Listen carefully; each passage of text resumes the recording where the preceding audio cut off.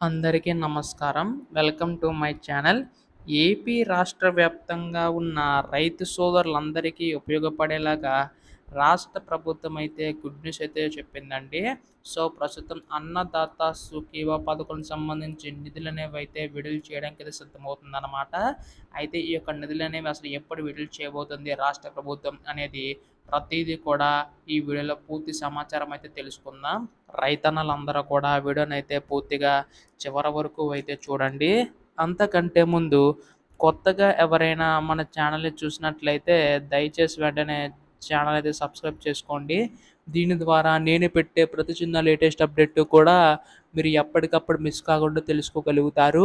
అలాగే వీడియోకైతే లైక్ చేయండి. మరికొంతమందికి ఈ సమాచారం అనేది తెలుస్తది. ఇంకా ఆలస్యం చేయకుండా వీడియోలోకైతే వెళ్ళిపోదాం. సో, ప్రస్తుతం ఇక్కడ మనకు ముఖ్యంగా చూసుకున్నట్లయితే రాష్ట్ర ప్రభుత్వం అయితే గొప్ప శుభవార్త అయితే చెప్పిందనమాట. అయితే ఈ యొక్క నిధులకు సంబంధించి మనకి ఈ యొక్క అన్నదాత సుఖీభవ పథకం సంబంధించి ప్రతి సంవత్సరం కూడా రూ. 20,000 జమ చేస్తామని చెప్పి ఎన్నికల టైంలో హామీ అయితే ఇవ్వడం అయితే జరిగింది కదా! అయితే దీనికి సంబంధించి రాష్ట్ర ప్రభుత్వం ఏంటంటే అప్డేట్ అయితే ఇవ్వబోతుందండి.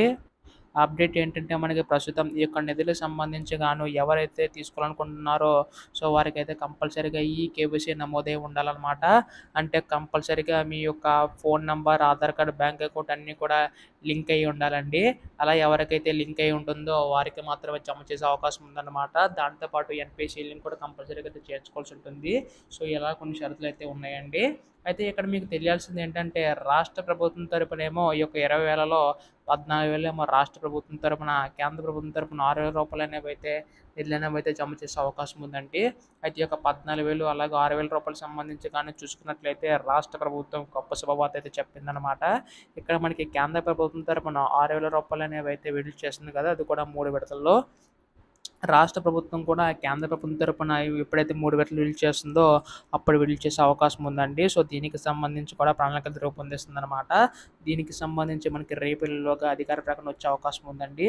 ఇప్పుడు దీనిపై ఏ చిన్న లేటెస్ట్ అప్డేట్ వచ్చినా మీరు ముందుగా తెలుసుకోవాలనుకుంటే ఛానల్ అయితే సబ్స్క్రైబ్ చేసుకోండి. ధన్యవాదములు. జై హింద్.